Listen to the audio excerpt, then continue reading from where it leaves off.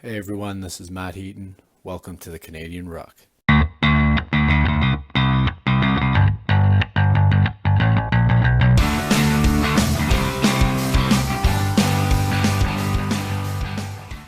And welcome back to the Canadian Ruck, everybody. It's Jamie Gray. Hope everybody's doing well out there. And as you heard at the intro there, we're welcoming Rugby Canada's and Rugby Atlanta's fierce tackler, Matt Heaton. Matt played, he's close in on 30 matches right now with Canada, and he had a breakout performance for Canada at the World Cup last year in Japan. Scored his first ever try against South Africa, which is not an easy feat. And he also recorded 14 tackles versus the All Blacks. That is highly impressive. He's currently playing with Rugby Atlanta of Major League Rugby. He played also a couple pro seasons over in England. And if you haven't known, just 2019 Rugby Canada elected him the men's 15 player of the year. So congrats, Matt, and he'll be coming up shortly. All right, just a little bit of a plug here for us. Make sure that you're reaching out, contacting. We're everywhere on social media, Twitter, Instagram, Facebook, email. Just, Google us. We have a website, thecanadianruck.weebly.com. We're on Spotify, iTunes, Google Podcasts, Castbox, and YouTube. Just follow, listen, subscribe. And beyond that, I'm always asking to just make sure you're spreading these pods out, not for me, but for the people that we have on the podcast, because it is so important to the game of rugby, particularly in Canada, that we spread these messages so that people understand all the effort that goes into these elite athletes playing nationally, playing professionally on the women's side, on the men's side, whether it's 15s or 7s. And the more word we can spread, the better it is for our game. Big shout out this week. We're just going to talk about the the gray area results from last week. I put on the pod with Paddy Parfree. Should Rugby USA make a sole bid for a Rugby World Cup in 2027, or should it be a joint with Rugby Canada and Rugby USA?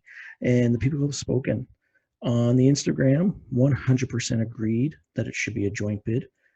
And on Twitter, over 90% agreed that it should be a joint bid. And that was my thinking as well. We've got lots of great opportunities and lots of great locations in Canada to do a joint process here with the United States. And, joint bids have happened all the time, and especially in Europe. So why not here? Rugby Jeff on Twitter had some really great thoughts. He likes the idea of the World Cup being a joint bid, but he also thinks it would be a neat idea if they increased it to 24 teams, keep Canada and US in separate pools, and move forward from there. I think that's a really good idea, Jeff. I like the idea of having 24 teams included. Why not grow the game into some other countries by adding another 4 clubs? I like that. Briefly, we're going to look at rugby news. We're not going to get into it too much here today, because we got a really good pod with Matt. It's a good conversation, so we want to jump to that soon. But on the international news, I'm not sure if you've seen this or not, but in Georgia on Thursday, September 17th, Vice President of Georgia Rugby, Merab Besela, shot player Ramaz. I can't pronounce the guy's last name, but he was a captain at one point, I believe. Shot him in the leg. The player's undergone surgery. He's believed to be in good shape. Georgia police are investigating, and it looks like the VP, Besela, is going to be facing jail time for this. What a weird thing to happen, and in rugby news, to say the least. So it was interesting. A couple of really interesting articles to read on that. And locally, this is a neat one here. Toronto Arrows, it looks like they begin. Some of the guys have begun training.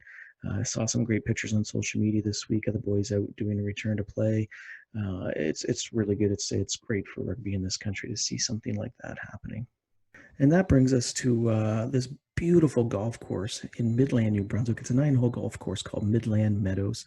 If you're on the YouTube, you're getting some beautiful aerial footage of the course, part of the course. It's owned and operated by Glenn Gray. It's a par 35 that offers great country views and beautiful landscape. It's got rolling hills, natural water hazards, and it can be challenging for any golfer. Check them out at midlandmeadowsgolfclub.com, or you can look for them on Facebook as well. Great rates, friendly people, and an absolutely beautiful, beautiful course. Hit them up, get in some rounds before the golf season's over. And coming up now, we have Matt Heaton. All right, and welcome back to the Canadian Ruck. We're fortunate this morning. We have Matt Heaton on. Matt's in Quebec at the moment. Actually, just tell me how bad the rain's coming down there. Start of a storm. So, Matt, welcome to the Canadian Ruck. Thanks, Jamie. Thanks for having me. All right, so let's get right into it. So, you're born in Quebec. You're back in Quebec now. Talk to us about your involvement. Like, did you start in high school? Was it middle school, university? Talk to us about your pathway getting to the national team. It started in grade 8. I think I was 14 years old. A pretty girl in my class said, "Hey, you should play rugby." I'd never even heard of rugby before. It's so funny when I tell people that I learned how to play a sport that I'd never seen, never heard of, like literally had no clue what it was. The football coach was the rugby coach, and he said, like, "Yeah, I could probably get you on the football team early if you come and play rugby for me." So it's like, all right. I showed up in like basketball shorts and like a gym like uniform, just t-shirt. And I saw the older kids, like big guys. I was a skinny kid, like skinny, scrawny. I saw these big guys going into a scrum, and I went, "What the hell is this? Like what did I get myself into?" And then we just started kind of playing, and I just started to pick it up in high school. Actually, ended up really liking it. Preferred rugby over football, and then stuck with it. Was fortunate enough to go to Canada Games. I think it was the last year that rugby was in. I think it was in PI as well. Summerside. The last year that rugby was in the Canada Games, I think it was only 16 at the time, playing on like the U18 team or whatever. And then, I was fortunate to do well. Got asked to try out for under 17 Canada, and Francois Ratier, who's big in Quebec rugby, kind of facilitated that. And then again, was selected for that, and just kind of continued that progression. We had like a random under 19s tour, and I did that while I was playing club rugby for my native Huron Sound, and then did CJEP, played for John Abbott College for one season. Ended up again getting selected for under 20s. Did under 20s a year early. Got invited to go back. Moved out west. Pack your bags, throw your life into 2 suitcases. Moved out to Victoria at 20. Just trained full time in the men's program. I think they were kind of grooming me for sevens, because that was kind of I had an interest in sevens at that age, and I was a lot younger, and they had me training with the sevens team for a bit while like in between the under 20 stuff. And then did that, and then from there I kind of looked at what I wanted to do, and I didn't want to go to university. I didn't want to stick with sevens after under 20s, so I packed my bags again, jumped on a plane, ended up in Europe, and I spent 5 years in the UK, just kind of moving up the food chain there. And then I got fortunate enough to get a call up when we had the coaching change. So we had Mark Anscombe come in, and he did like a talent ID camp. I actually wasn't even going to go at first. I was working, and I was pretty happy with what I was doing, playing rugby, and like I wasn't full professional then. I was semi pro, so getting paid to play. I could keep a full-time job. Like we were having a great time. And I was like, I don't know. I didn't really want to at first. And then, just kind of bit the bullet, said, all right, I'm going to do it. Showed up completely out of shape. Like I was like 2 months out of shape, 2 months out of season. Ended up doing all right at the camp, and then got my first shot, and then I think I've been involved ever since. So It's quite the development. Yeah, it's a bit of a weird story. You see those kind of NFL stories where guys are like, pack their bags and go and try and make the dream happen. And at first I was like, nah, I wasn't really like that. And when I look back at the story, I was like, I kind of did that. I threw my life into 2 suitcases, like jumped on a plane. I think I had like $1,000 to my name. I was lucky enough to have friends in Wales that got me on my feet. And then, and actually like when you're talking to Hassler, it was funny because like I linked up with Hassler and Ardron, when I was in Wales for like a little bit. So and then moved to Leeds, and I was there for 5 years, just playing rugby in Yorkshire and the northeast of England. So sounds like a great time. Yeah. And it just typical rugby fashion. It's all started because of a pretty girl, right? Yep. So currently now you're back. You're playing in the MLR. You're playing for Rugby Atlanta. I think you only played in a few matches this season due to the COVID. What's the rugby experience like in Atlanta? Is it growing? Is it like very in the infancy? What's going on there? Uh, I mean, Atlanta specifically, I think there is a bit of rugby. There's quite a few clubs, and there seems to be a bit of a following. And we're partnered with Life University, which Life University in U.S. rugby scene is pretty big name. So there is a little bit of a rugby culture there. As far as like out and about, obviously the MLR is still you've got a similar thing that I just told you. Like, I'd never heard of the sport. You still have a lot of Americans who you're kind of talking to, like, rugby, what's that? And you're like, oh, well, come down and check a game out. And there are a few people we did that to who actually showed up to a game. That's nice. And we kind of, they're like, a guy got injured and you just dragged him off the field, like to the sideline, like put some tape on him and threw him back in. So yeah, I think the American market is seeing a little bit of potential in rugby, and I think it's starting to gain a little bit of momentum. My like going from I played lower level like club rugby in the UK. I played like National 2 for a few years, and then I slid up to National 1, and then I had a little bit. I did some trials with some championship clubs and things like that, and just seeing. Like the rugby infrastructure there and seeing where it's at in the US, and that's probably going to be the biggest thing is there's not enough rugby in the US, I think, for the league to get any bigger, whereas in the UK, like, you've got Everywhere. millions of rugby players, and they're constantly getting better and developing, and if you don't have, they talk about the grassroots thing a lot. You need that a little bit of grassroots coming through, and I think you do need a bit of professionalism pulling the standard from up top, so you kind of get a kind of two-tier effect of improving rugby in the US and in Canada. Yeah, I guess they would slot in the States. They would slot into like football and baseball and basketball before probably even hearing of rugby, right? So, Yeah. but Yeah. can the MLR do something to help Rugby Canada, Rugby US, like just having that professional atmosphere here instead of having players like yourself heading over to England for 5 years? If they actually stay and train here in that professional environment, does that make it easier for Rugby Canada or Rugby USA to advance up the standings? What do you think there? Big time. For me, I knew I wanted to play for the national team, and I didn't want to play sevens because for me, like, I figured out when I was 20 that I like 15s way more. I just like hitting guys, and I like rucks. I like mauls. I like that. Yeah, that's my job. Like, not a big fan of running. Don't ask me to. I'll just tackle people. And I said there's nothing for me here. Like, I played in BC where it's supposed to be the gold standard of Canadian rugby, and it was good. Don't get me wrong. Like, it was good rugby, but it wasn't a professional environment, and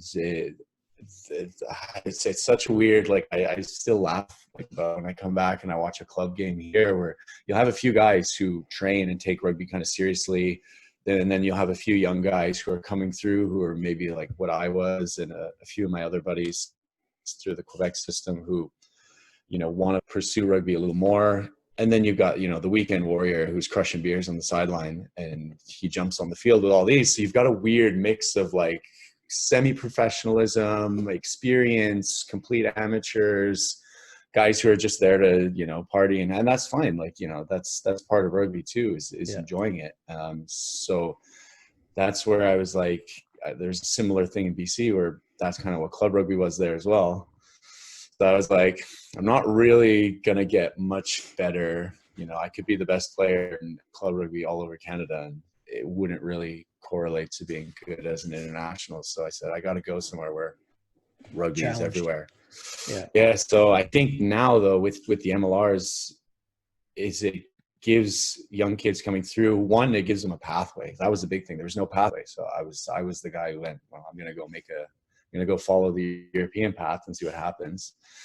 So I think now that they can go, okay, well, I can finish university, and they'll come out at right about the age where you hit your man body. And then it's okay, well, I could start working right away, or I could spend a few years playing rugby and, travel US. It's honestly, it's great. Like I was not the person who was like, I'm going to finish university, I'm going to get a mortgage, and I'm going to like, nose to the grindstone, and I'm going to look forward to retiring at 60. I was like, nope, I'm living my prime up until I'm about 30, and I'll worry about it then. So. Good for you.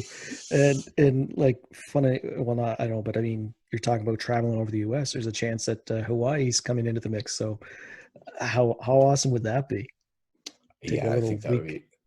Yeah, I mean, when you look at the team or the home and away, like right away I looked because there's a burger joint in San Diego that I absolutely love, and I was like, damn, we play them at home. Yeah, Hawaii would be a nice one if it was like your bye yeah. week, the week after, or the week Oh, before, or that'd be something. great.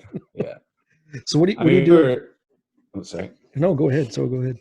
I was just gonna say, like we were lucky enough, like the Arrows too, like Cole was down there, and a lot of the Canadian boys were there. We had a preseason in Las Vegas, which was nice because you got to spend some time with some of the other MLR teams. We got to kind of do like a extended training camp thing.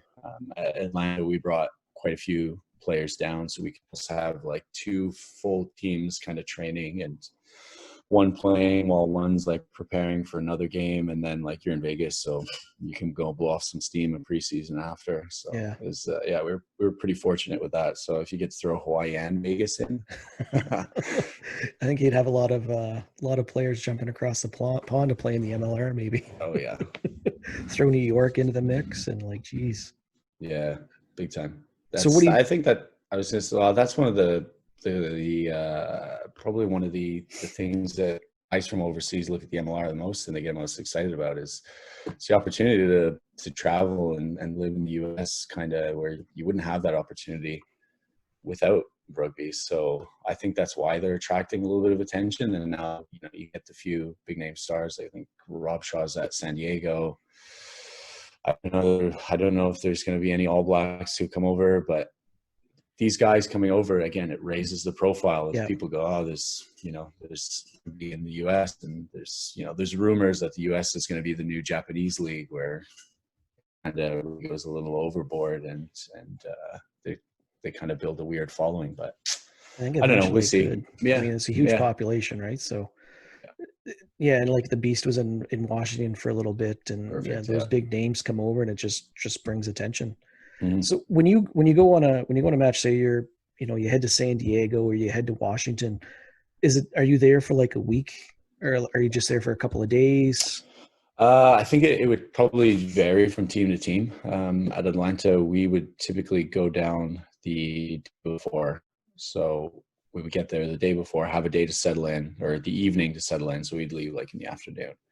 I think we only really had like New Orleans away, and then we bussed to Old Glory in the preseason. It was like a 16-hour bus trip from Atlanta.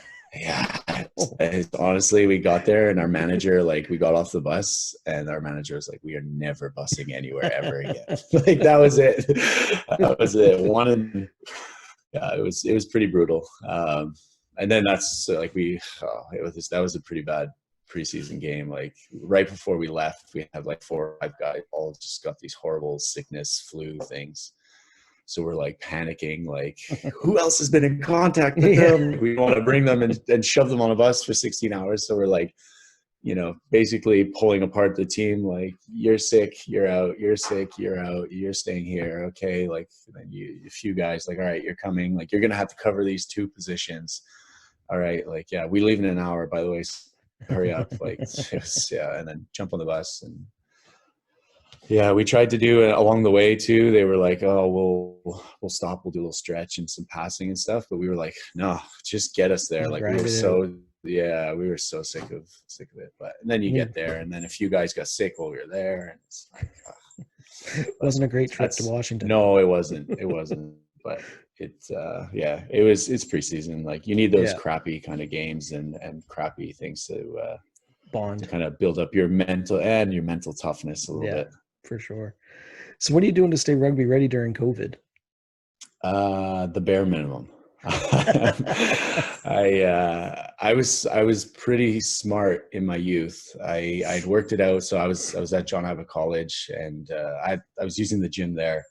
But then you get about a month off for Christmas, and I was home on the farm, like just helping my grandparents and helping my uncle, like with the cattle and things It's like that. Just doing one of the labor, and it's one of the best things you can do for your body, though, is work on a farm. Like oh yeah, some of the strongest and toughest guys I know are the farmers I used to play with.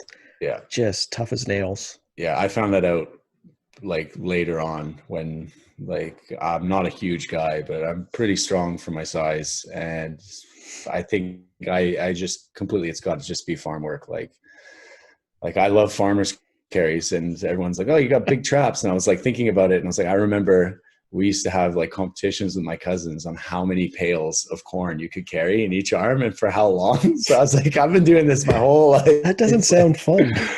it does for farm kids. Yeah, so I was at John Abbott, and I was back home for the month, and I was weight training. I was taking my rugby seriously. I was trying to put on a little bit of size, and I worked it out that the nearest gym was about an hour 45 minutes away. And with the gym membership and the cost of gas to get there, I should just buy my own weights. So I bought a barbell, and I bought enough cast iron plates that I could just do whatever. And I was like, I didn't have a bench or anything. So I'd like jump in the machine shop at the farm, and I'd use like the wooden carpentry horses for like a squat Nice. rack. Yeah, It's like just Rocky total, Four, yeah, working out total in Russia. Rocky. And That's there's no awesome. heat. Yeah, there's no heating in the shop. So I used to take the blowtorch and heat up the barbell a little bit so I didn't get frostbite. Funny. That's creative. That's Yeah, great mental strength training right there. yeah. But so just over the years, and then we slowly accumulated stuff. Like my mom got me a squat rack for Christmas one year, and we got a bench, a squat rack, and then slowly started accumulating more plates, a few rubber bands, and some medicine balls, and then Um, and then, uh, then yeah, I've kind of got a half decent home gym set up right now. It's still at the farm. My younger cousin uses it a bit now too. So I try to stick to weights, because I think if strength goes down, that's going to be a problem when you come back, because ligament tears, ligament ruptures, tendons, all sorts of things. To strength up is number one for me anyway. And then I got a road bike because I hate running. I try and do the bare Says the guy that minimum plays 80 running. minutes of rugby a day. Yeah, yeah. That's it. Like if it was like touch games and things like that, I'll run nonstop. I've got no problem playing small sided games. But Yeah. as soon as it's like, we're running shuttles or something like that, I switch off. Yeah. So I yeah, hear I you. got a road bike. I played touch rugby at St. Anne de Bellevue Rugby Club last week. Nice.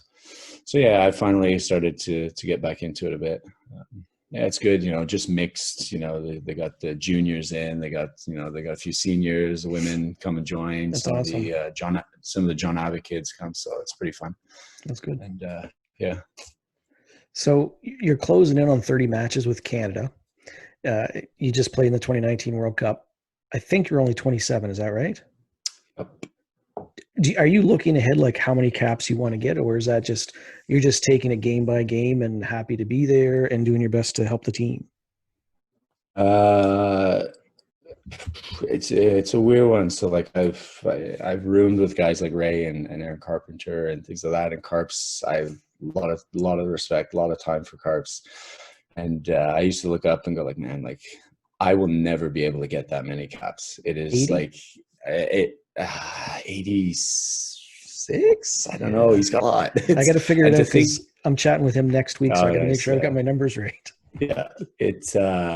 And when you only play a few test matches a year, it just shows you the player he was and the commitment to be involved for that long is really, it's amazing. And I used to look at that and go like, I'm going to try and do it. I'm going to try and do it. And I'm getting a little older now, and it's getting harder and harder. And I'm like, I'm still young by all means, but like to think, I don't know. I don't really, I'm not pushing for anything. If I hit 50, which I might be able to pull off, I'll be pretty happy. I'll be pretty proud of myself. But for me, I just kind of take it tour by tour. If the team needs a guy to make tackles, I'll show up and I'll do it. So And it's probably harder with Canada because you don't play as nearly as many international games as some of the other countries. You look at like an Alan Wynne Jones, who's one match out from tying Richie McCaw, but they've yeah, got the Six Nations, they've got their fall test matches that just non. I mean, it'd be obviously a harder club to make, but yeah, they play a lot more games throughout a year than Canada would for sure. With yeah.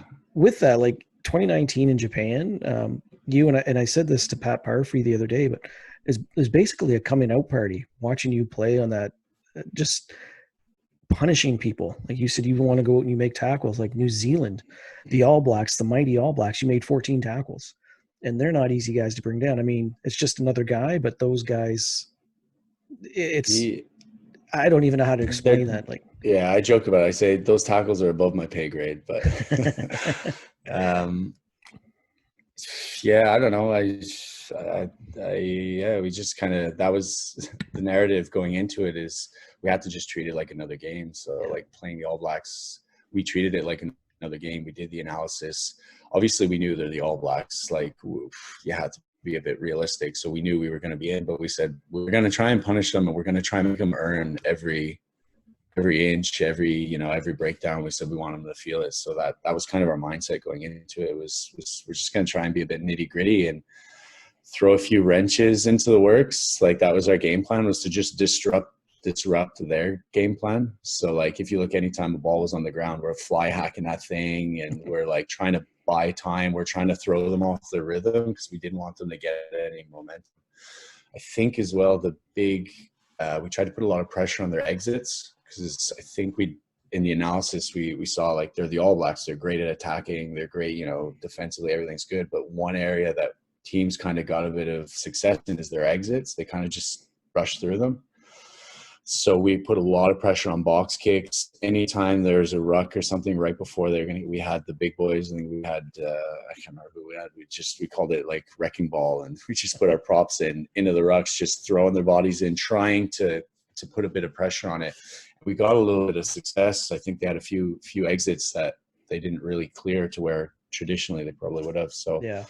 it's good to see that we could, apply our efforts into a specific tactic, and it does get some success. But again, it's the All Blacks, so they just kind of adapt, figure out what we're doing, and pivot and do something else. So it's it was a really fun game to play in, to be honest. Was that your first game against the All Blacks? I played against the Maori All Blacks in November a few years ago. That was pretty special, and that was that was the first game against the full All Blacks. So what was it like? I'm a huge New Zealand rugby fan. I think a lot of people probably are, but what was that like at the World Cup in 2019, standing up and there's Kieran Reid at the front of the haka line? Ooh, it was pretty cool. It was pretty special. You realize like not many people get that opportunity. So like the All Blacks don't just play any team that asks. So they only play like the best of the best. So for us to get that opportunity to play against some of the best players, that was great. Like as a sportsman, you want to compare yourself. So I personally was loving it. I was like, we get to play against the Springboks and the All Blacks. Like this is awesome. Yeah, it was like I said, like if you're competitive, you want to play against those good teams. You want to play against those good players, just to kind of to see if it's any different, or just to enjoy it, like just challenge of it. And yeah, and then you guys go up against the Springboks, and the first half was probably one of the roughest halves you guys have had as Canadians in a while. But that second half, holy geez, it was like, I'm not sure what happened, but you guys came out in that second half, and I think it was like maybe a 5-point difference. Um, to me, and a Yeah. lot of Canadians watching, was like, okay, there's some Canadian heart coming through right there. Like these boys aren't quitting. And if I'm not mistaken, you scored your first try against South Africa too that game. Yep. How was that? So I botched one against Italy, like 2 games before that.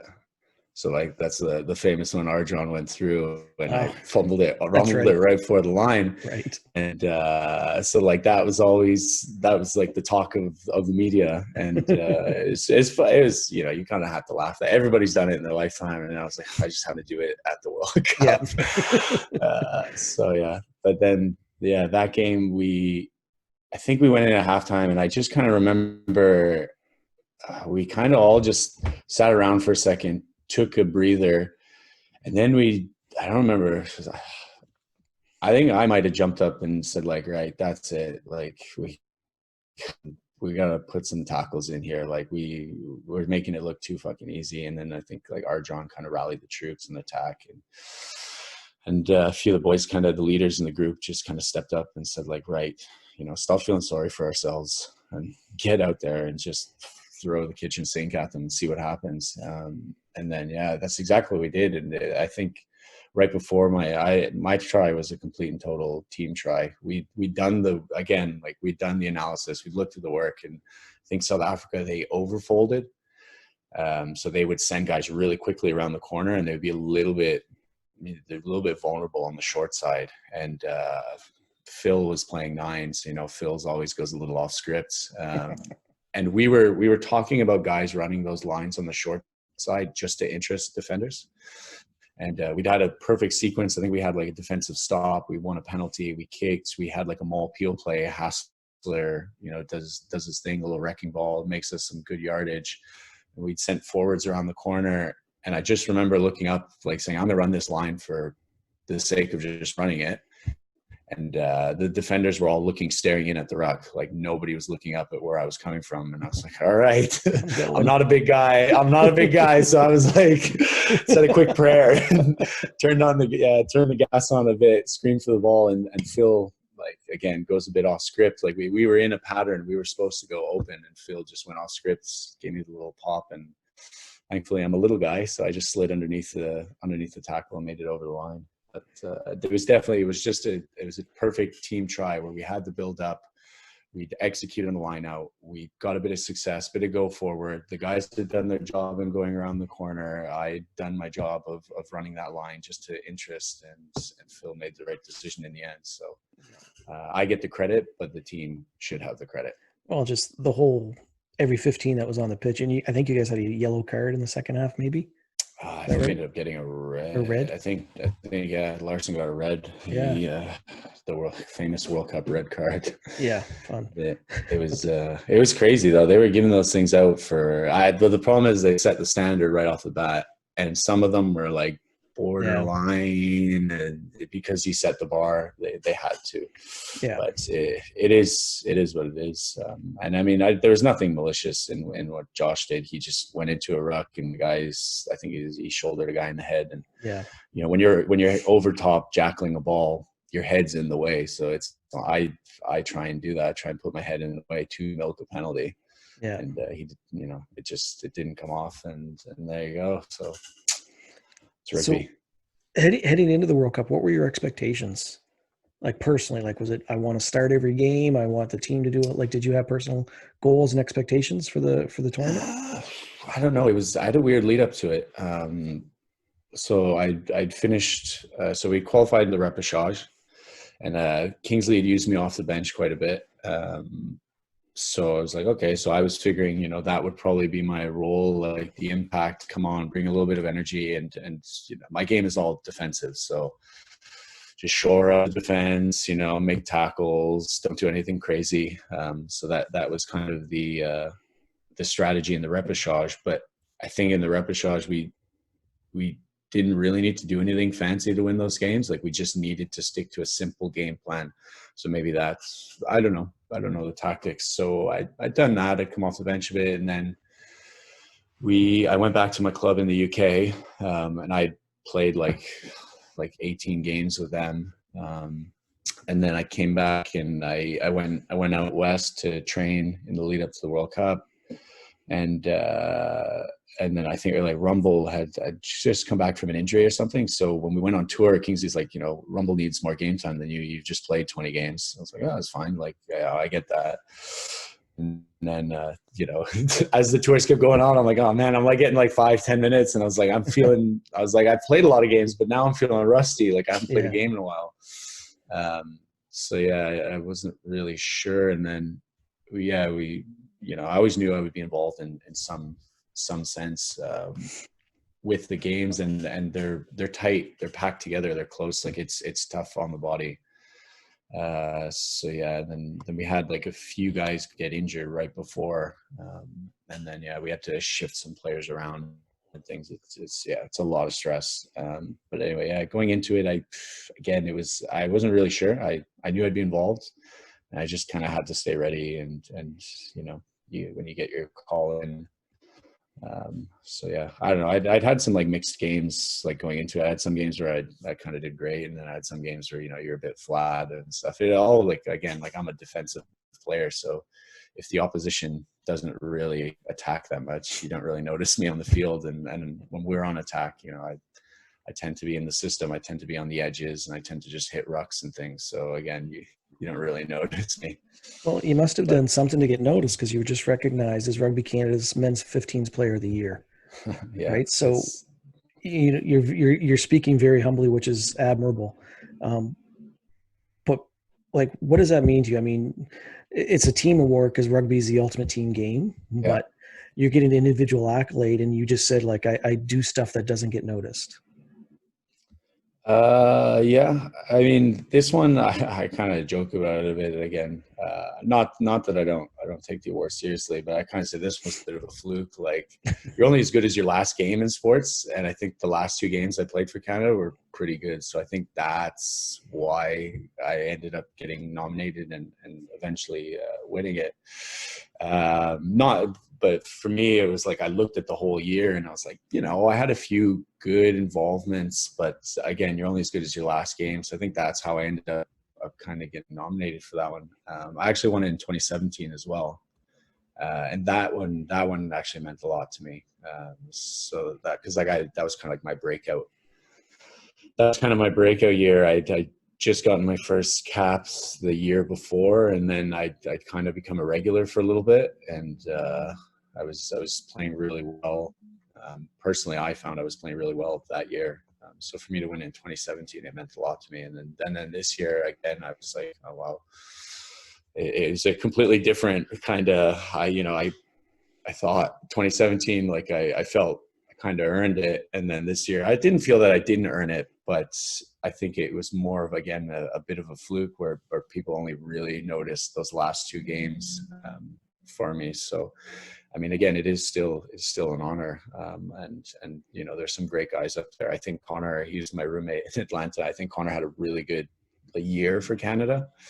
I think he's becoming a pretty good second row where he knows what his job is, and he's actually getting really good at doing it. We were doing some analysis for Atlanta, and I was looking at some things, and I was like, oh, like Connor's technically doing these things really, really well. And like I was using him for examples with the coaches and things like that. And then he'll do something like funny. He'll be like taking a knee, taking a break. And I was like, but he's actually taking it in the right place because he's obstructed this player. I was like, he doesn't even know he's doing it. So yeah. Good field awareness. But yeah, no, I mean, the awards, it was a bit of a surprise. But yeah, I am pretty grateful that I did get it in the end. So yeah. That's good. No, that's great. So let's switch gears. Let's lighten it up a little bit. Let's do our little quick fire segment here. So I got about 20, 25 questions.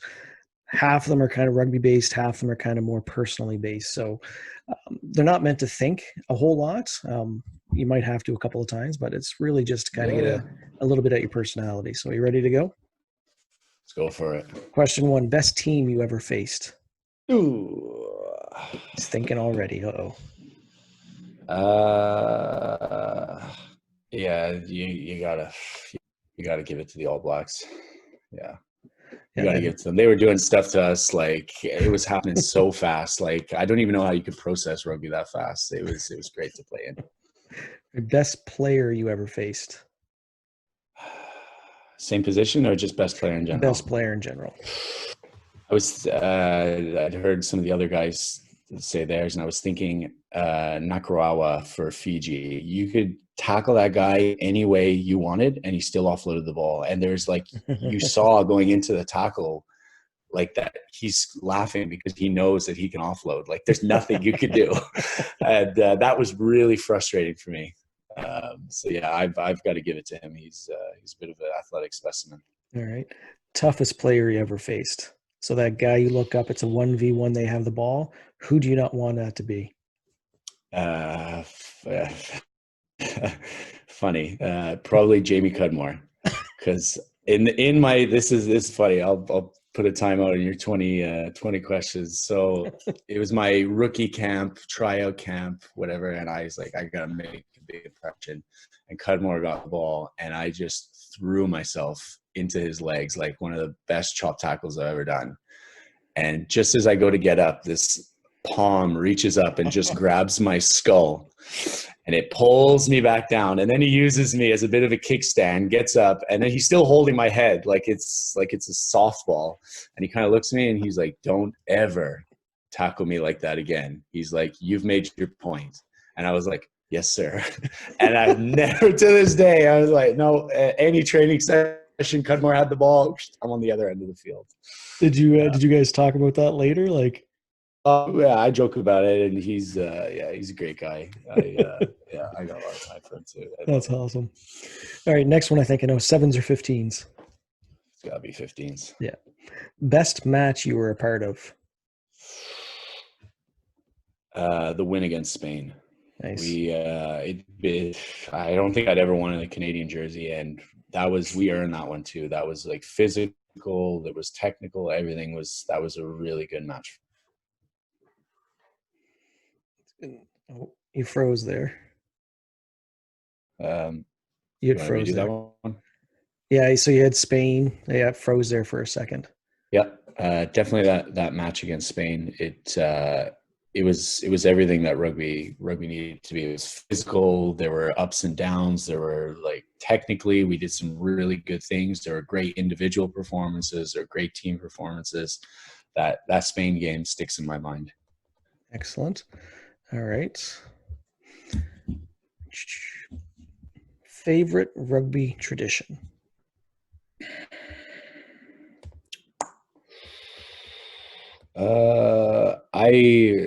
Playing club rugby in the UK, there's always a bit of a beer drinking culture. So as much as it was a pain in the ass, but if you had a good match, you always got called up, stood on a chair, and you'd have to neck a pint in front of everyone and sing a song and stuff like that. And I used to hate singing the songs and stuff. And then as I kind of thought more about it, I said, this is a pretty fun, unique thing of rugby culture. So I really enjoy that. The sink a pint and sing a song in front of the clubhouse. What song would you sing?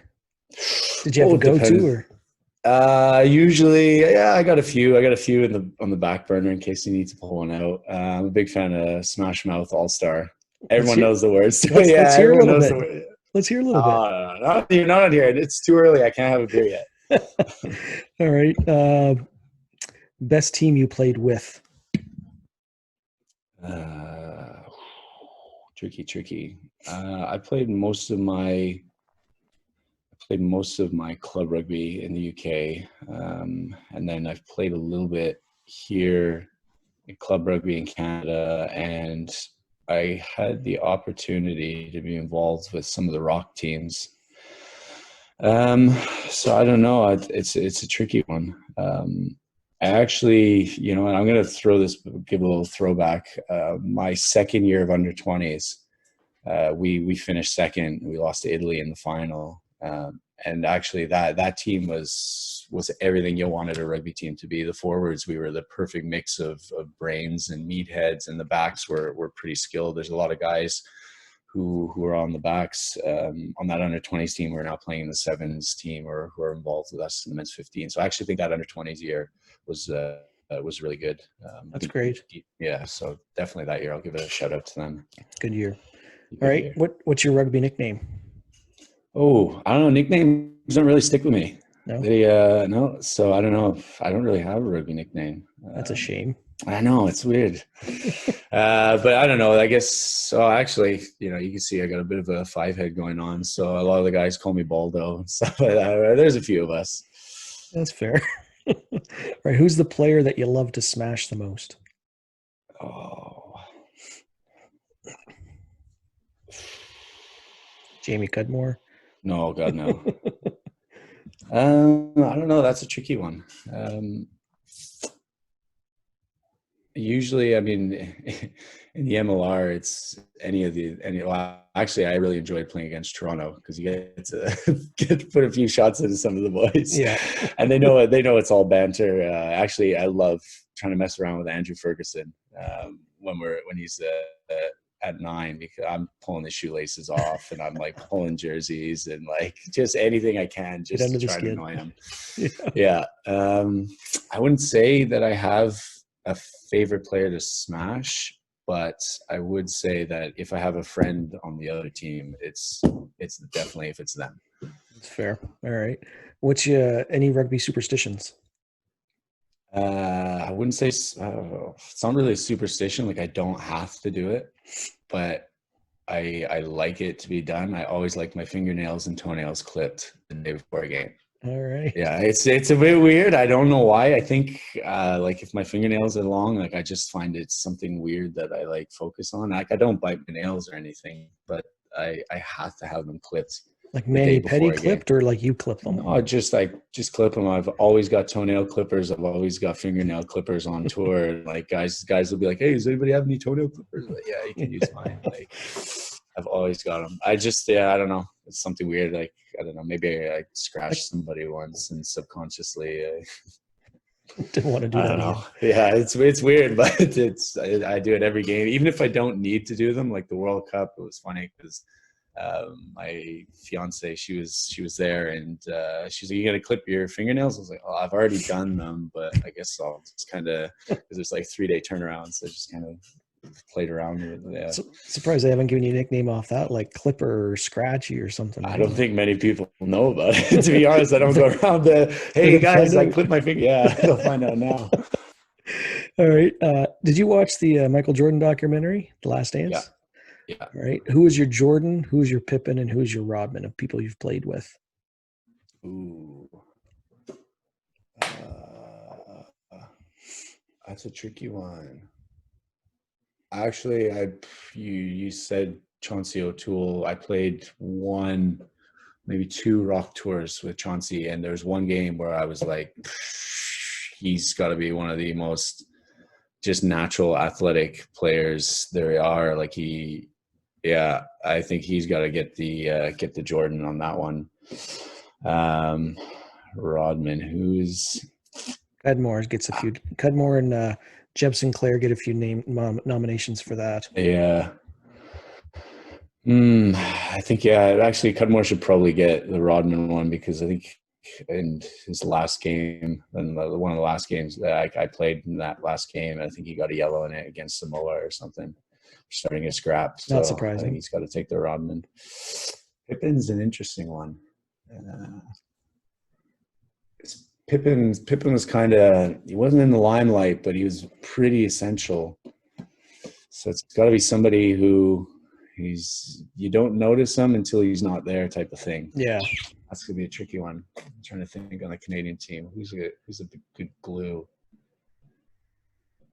It's probably, I got to, you know what? I think I'm going to give it to Blevins because I think Blevins is probably a pretty good Pippen. He's actually got really good skills, and I know he's traditionally been a bit of a one-trick pony, but like he's got some really good skills and really good like athleticism that I don't think gets expressed a lot. And I was really bummed out that they ended up breaking his jaw at the World Cup because he had a really good build up to it, and I was actually really excited for him to see see how he was going to go. But he's kind of that, he'll put the. He's got the great stash too. Oh yeah, he's got a great stash. Like great a cop. Stash. He hates he hates the establishment. He's a bit hippy dippy out there, so it's funny. That's good. I think those are 3 good choices. All right.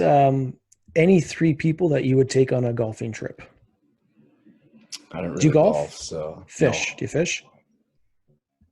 Yeah, I'm not very good at it. I'm not very good at anything that requires patience. Oh, One of those golf can't stand it. But if the golf trip was a case of beer in the back, and you're oh, shooting shit, definitely, and the boys are swinging clubs, definitely. uh, cold case good. I'd like to watch cold golf. I'm thinking of golfers too on the teams. I'd probably throw Blevins in there too. Blevins would be pretty fun. Phil Mack's pretty good golfer and feels good on a few beers. Maybe Ray. I throw Ray in there too for good luck. I I just don't. kind of be a fly on the wall. I Don't was have to gonna. golf too much. Just have a few I beers. was gonna say you got to take somebody that's worse than you too, though, right? Oh, okay. If everybody's beaten, like I don't know, it's hard on the psyche. We did we do the Rugby Canada golf tournament in the lead up to the World Cup, and I didn't want to golf because I'm crap. Like I know that I got a terrible slice, and I was like I didn't want to ruin somebody's golf day if they're paying for it. So like the players would go out with the sponsors of and golf together, and I didn't want to ruin it. But these guys are like, yeah, just come on, we won't count your scores or anything. Like I was like, all right. I was like, sure, I'll just tag along. And it was funny, like exactly like I predicted. I just sliced everything that I tried to drive. But the short game, I was all right. I could putt. I hit a few long range putts that everyone was going nuts for. I was like, all right, sure. And I had one drive where I like just teed it up, and I was like, I'm gonna slice it, so I'm just gonna put everything in this. And I just Happy Gilmore it. It went straight down the fairway. It was like a 400-yard drive. Jeez. Okay. Yeah. So, Walk off. You're done. yeah, that's right. Mic drop the Yeah. clubs, get in the cart. I was like, I'm out of here. All right. What's your go-to travel destination? Ooh, go to like as in if I Honeymoon, somewhere. upcoming honeymoon, something like that. Yeah, I think the missus and I have been talking about going in and doing Italy. So I Nice. think that's our next one. That's a good one. What's your favorite app, most used app on your phone? Uh, I don't even know. It's probably WhatsApp, to be honest. All right, what's your go-to food? uh, That's a good one too. I do love. My grandparents are German, and my grandmother made roast pork and roast potatoes the other Oh, that weekend, sounds and good. that was great. I love like a pork roast and Yeah, hearty, heavy farmer's food. fresh veggies right out of the garden. Yeah. Yeah, I started a garden this year, so nice. it's been going nuts. Yeah, everyone's been calling me Green Thumbs. So That's another nickname. Yeah. yeah, there we go. All right, chips or cookies? Chips always. What kind? I'm a big fan of the classic Lay's ketchup. Canadian. I think I've got the Costco Cape Cods in the cupboard though. So There you go. Yeah. yeah. French fries or onion rings? Where are the fries from? Because I'm from Quebec. You can't Well, Quebec poutine and Quebec fries are different. okay, so poutine. Poutine's the way to go. Poutine, yeah, Yeah. I love poutine. Big cheese curds, like everything. It depends, there's a bit of a poutine culture here in Quebec. In some places, they'll shave their curds into a lot smaller pieces, and some places leave big. The gravy too. Sometimes you get watery, sometimes you get thick.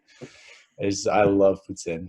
There's a small like local restaurant, just a classic patat fast food, and it's called Pivins, and I say I always got to get my dose of vitamin P when I come home. Like a couple of all dressed hot dogs, steamé as well, steamed hot dogs, and a poutine. Oh, They love have it. poutine down in Atlanta. No, they really don't. And when you try to explain it, everyone's like, "What the hell?" Yeah. All right. What's your favorite beer? Ooh, what do I have in there? Oh, it's PBR. I developed a taste for Pabst in college because when you're a college kid, you can't afford nice beer. But I think I've got Newcastle Brown Ale in the fridge and PBRs right now. I was debating checking the fridge, but Newcastle Browns. I've had that. They're not bad. They're nice beer. Mickey Brown, easy to drink. Yeah. What's a guilty pleasure? It's a good one. I did have some ice cream last night. I do love ice cream. It's a common one. Ice cream, Yeah. GQ Blizzards. I'm not. I like a blizzard, but I'm not a huge fan of a blizzard. Yeah. I actually just like the soft serve, like twists. Oh, I could eat loads of those. I love them. All right. Best place for a post-match beer. Oh, it's always in the rugby clubhouse. Yeah. Always, always. What series are you binge watching right now? Ooh, that's a good one. I might have to ask my fiance. What are we watching on Netflix or Crave? I started Curb Your Enthusiasm. I love Curb.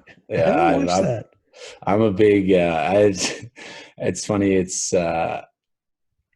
I'm finding more and more that I'm a lot like Larry David. Like some of the social situations he gets in. Like So I've had.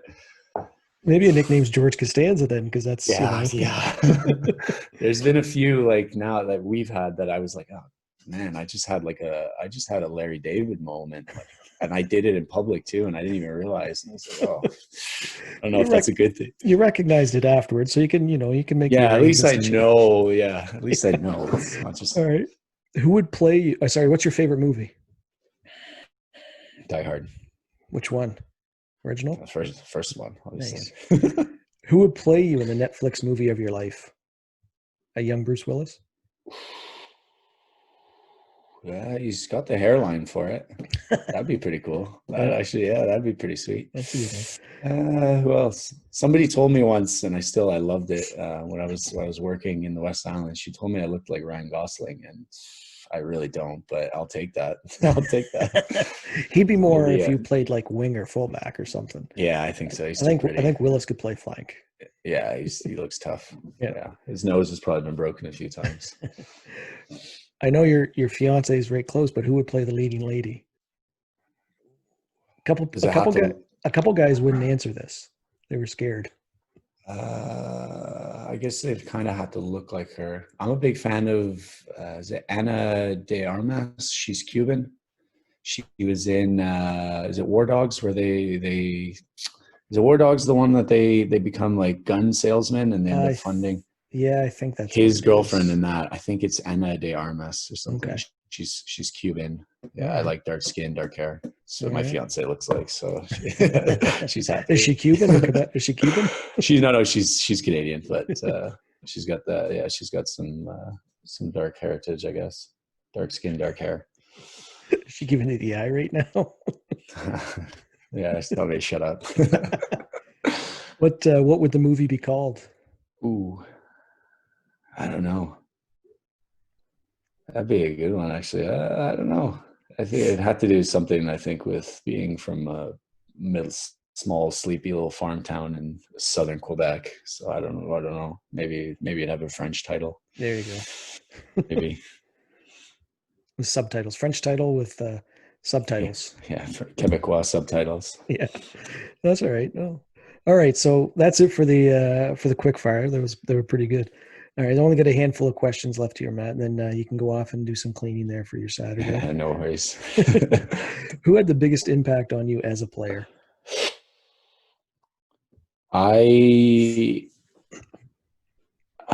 mean, I was saying, I was pretty lucky that I've always had I've had good coaches around me, and I had the opportunity to be around good players. Yeah, I don't really, it's tough to pinpoint it down to one. I had a lot of really good coaches who tried to maybe develop me more as a human than a rugby player growing up. And I think I came out all right. I think that's what good coaches try and do. Yeah. Yeah, for sure. Definitely. I think that's what it should be anyway. When you're younger, it should just turn you into a pretty good functioning member of society, and who's got kind of a good moral compass. And I think like one of my first coaches, like Clive, his last name Clive Gibson. He coached me in Quebec, and he was a really good guy and looked out for me. Another two guys, John Lavery and Andy Plimer, they're coaches here in Quebec. They spent a lot of time on me, like rugby wise, and like I've got a lot of time for them outside of rugby.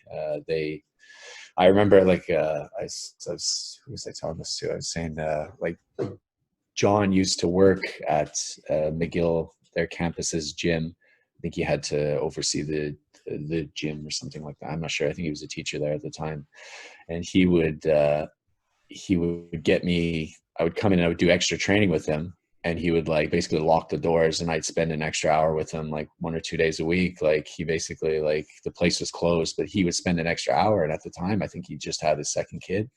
So like the fact that he's taking valuable time away from his family to give me some extra, I was preparing for a tour. Like he was letting me smoke him out of like rucks and things like that. And I was like, this grown man is letting me basically try and beat him up instead of going home to his family. And Andy did the same thing. Andy Plyrev, he did the same thing. He would show up on Wednesdays to the gym. Like John would let him in and he'd be like, all right, here you go. And we would do video analysis, and basically they would just preparing me for this upcoming under 20s tour. And then I went out, and so I definitely, those guys, Some great names those there. guys are, yeah. So definitely them, they had a big impact on me. That's awesome.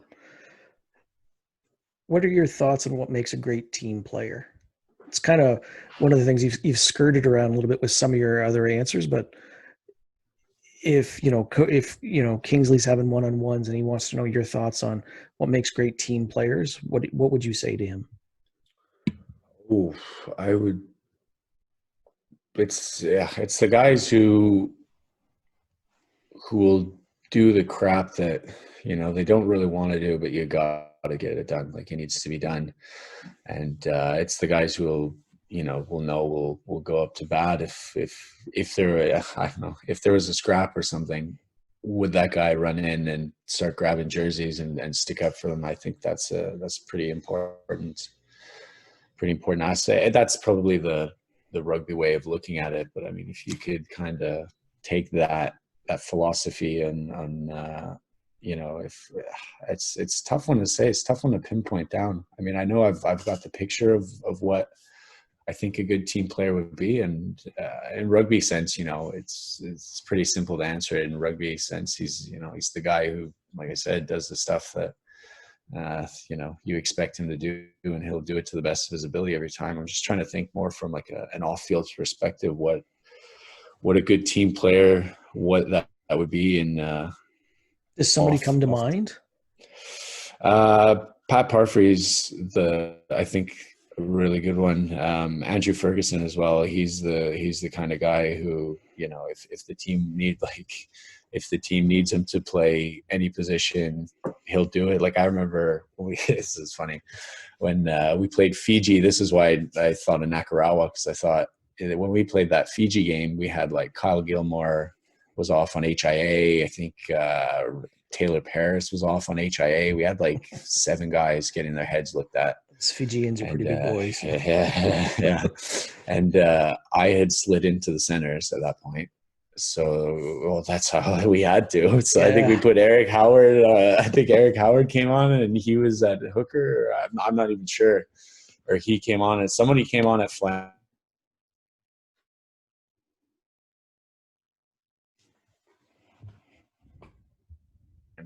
It just threw me out on the wing, and Andrew Ferguson came in, and he was playing 10, and he's like, I literally just passed the ball to this, and I know where it's going to end up. He's like, I don't know any of the plays. I'm like, all right, well, we just got to wing it. Like, we're making up plays on the spot. Like, okay. And I was like, that's like the perfect team player. You've thrown him on like an international stage, and you basically set him up for failure too. And he's going to go out there and he doesn't care. He's going to go out and do it to the best of his ability. So yeah, I've got Parfrey's the same way. He's the same thing. He gets thrown around every position. Like, we need you to come in and play fullback, Pat. And he's like, all right, let's go. So yeah, definitely those guys. That makes sense. All right. It's 2039. You're having a reunion of the 2019 Rugby World Cup. All the players are there. The coaches are there. What do you want those guys, what do you want your teammates to be saying about you as a player? What do you want to be remembered for? Ooh, probably. Well, I think one, they'll probably talk about me tackling people. That we did a team kind of bonding exercise where I think it was actually Blevins' idea, where you took every player on the team and you just talked about a few things that you liked about them. So it could be a personal thing, like somebody's sense of humor. It could be a rugby thing, like the way, somebody, like the aggression he carries when he carries the ball. It could be anything. And the thing that came up the most for me was like, nobody knows how I tackle some of these guys. So definitely, I'd like to, I'd like to be remembered for that. But probably just easygoing, can talk to anybody type of guy. So yeah, I think that's much more important to me than. Well, it's two good traits to have for sure. Yeah. So right now you're it's off season a lot due to COVID, but you're also working, from my understanding, at what you want your career path to be when you're done playing rugby. You want to talk to us about that for a few minutes? Yep. I've started. I'm working in construction now. A little bit of landscaping. So kind of so I did the classic thing. You rush and you think you're gonna get to university and like, you know what I mean. And then I was like, what am I really going to university for? And I was like, there's nothing really. There's no jobs that I wanted to do that needed me to go to university. So I said, I'll put it on hold. And then I was in the UK and I was working I was coaching CrossFit, and I was a personal trainer at the time, because I do like training and I do like coaching. But I thought about it, and I don't really want to go to school for, I think it would have been 6 years of distance education to come out as a strength and conditioning coach and then turn something that I like into a job. Like I didn't want to, you know what I mean? I didn't want to turn something that I enjoy into something that I don't know, not that you can't enjoy your job, but I just didn't want to do that. So I kind of had a look in my life at what I'm good at, what I've always done, and what I liked. And grew up on a farm. I've always worked with my hands. I've always been in the shop with my grandfather. So I said, you know what, I'm gonna get into construction. I'm planning. There's obviously some variables, but I'm planning to go into elevator installation, because I worked as a climbing arborist for a little bit, like, tree work, harnessed in. I love adrenaline. I love all that stuff. So for me, it was like, mixing kind of a little bit of the adrenaline side of it with the construction. So that is the plan when I retire. So going to go into that.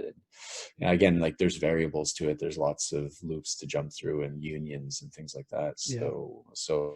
Yeah, if that doesn't come out, I mean, I am going to get back into the tree work because I did really enjoy that. So That's cool. I think it's tough when you're kind of like, I don't like kids these days have it pretty tough, where they basically like, you got to figure out what you want to do ASAP. And then if you don't know, you're like, it's tough. There's a lot of unnecessary pressure, I think, on them. I see that as a teacher a lot, but yeah, you will, and you'll see that they rush. Like I think I was rushing, and I'd like look back at it, and I was like, man, why did I rush through like 2021 to 23? I was like trying to get everything done in like 1 or 2 years, and I was like, then you realize that, well, maybe slow it down, maybe enjoy the ride a little bit. So that's kind of where I'm at now. Yeah, that's good advice for young people for sure. So last thing, Matt, what do you have any rugby stories you can share with us? Feel free to throw somebody under the bus. I mean, you've shared a couple already, but anything stand out, like on tour or anything like that? Oh, I don't know. There's actually I told this one in my rugby club. It was pretty funny, and I think it summarizes Canadian rugby and Canadian rugby players up pretty well. We were after one of our tours in Uruguay, we begged Kingsley, and Kingsley's Welsh, and the Welsh are crazy. So I think when we begged him for a social, like just the guys locked in a room drinking beers, like we begged him for one, and finally it had been like he let in, and he knows like Welshmen get a little crazy. Like I've been in Wales, and some of the stuff gets out of hand. So I think he was nervous that we'd break something or get in trouble. So anyway, so finally he said, yeah, it's fine. So we jump in the team vans, and I think it's like me, Phil Mack, like a few of the other boys. We get to this like Uruguayan grocery store, and we go in, and we're just like grabbing whatever cheap beers we can off the shelves. Like nobody speaks Spanish, whatever. Grab all these beers, load them up, jump in the car, get back. all the boys are there. They've all collected ice. Like, it was a whole, like, I love this because it's like a team thing. Like, everybody went and got a bucket of ice. We got a big cooler. Like, you know, we're throwing all the ice in the coolers. Like, everybody had their little job. The other guy set up all the chairs in a circle, and we were like, finally, you know, we get to just sit around, drink beer, and like be boys. And you know, we get the beers, and you know, they're drinking them, they're great. And then the good beers are kind of done, so we start throwing in these other ones that we got. Like, whatever was cheap, we got it. And the only reason I figured it out is because the water there is either con gas or syn gas. So it's either sparkling or or there's no gas, like not sparkling. And the beer said syn alcohol. So there's no alcohol. We were having a great time drinking unalcoholic beer, like just guys sitting around having a blast. And then I was like, wait a second. Yeah, like what? And then Phil's trying to blame it on me. I'm like, no. That was on the bottom shelf. You got the bottom shelf stuff. I got the top shelf. I'm taller than you. I was like, this is your fault. So yeah, we had a social, and half the beer was non-alcoholic. So yeah, it's pretty funny. But we were like, whatever. It wasn't so much drinking beer and getting drunk. It was just, we got to, you know, blow off some steam. It was like that's kind of your mental button that says, you know, you've done your job. You can, you know, compartmentalize. You can switch that part off, and you can move on. Yeah. So yeah, that was pretty good. The camaraderie aspect of rugby is hugely important, and yeah, I imagine Kingsley was pretty happy that it was mostly non-alcoholic beer there. So. Yeah, well, it's funny. The next morning, there's a load of beer cans in the pool because we were throwing all the beer cans out the window into the pool, and he's like, oh, "Yeah, it's like." I expected worse. So he's like, at least there's no chairs or anything. Oh, that's good. Well, listen, Matt, really appreciate you taking the time out of your busy schedule there and join us on the Canadian Ruck. And, you know, best of luck when COVID ends and you get back to Atlanta and back with Team Canada. Awesome. Thanks, Jamie. All right. Cheers. Thanks very much for joining us, Matt. That was a great conversation. Huge thanks to you for taking the time out and have a nice chat with us about rugby and life. Appreciate that. Love to have you on again sometime. Hopefully we can make that happen. Coming up next, we get a few on tap. We have Aaron Carpenter on the queue. We have Jack Hanratty on queue as well. And we have more to come. Lots of people have confirmed to join the show, but now that I'm back teaching, it's a little difficult to line up times that work for myself and for upcoming guests. So we're doing our best to get as much great content as we can. As always, thank you for the listeners. Love having you guys and girls listen along. Appreciate all your feedback and support, whether you're sending me a message on Twitter or dropping me an email. I really do appreciate the support. Thanks to Ben Sound Music, supplying us with their tunes. And as I said, as always, feel free to request topics for future podcasts. Just, you know, send me some names if you want me to try and get them on, or if you know who's coming up, maybe you have some questions you want me to ask, make sure you send them along. But that's it for this pod. Really appreciate you listening. Really appreciate Matt joining us today. But until next time, this is Jamie. Stay safe, stay sane, stay healthy, and keep on rocking.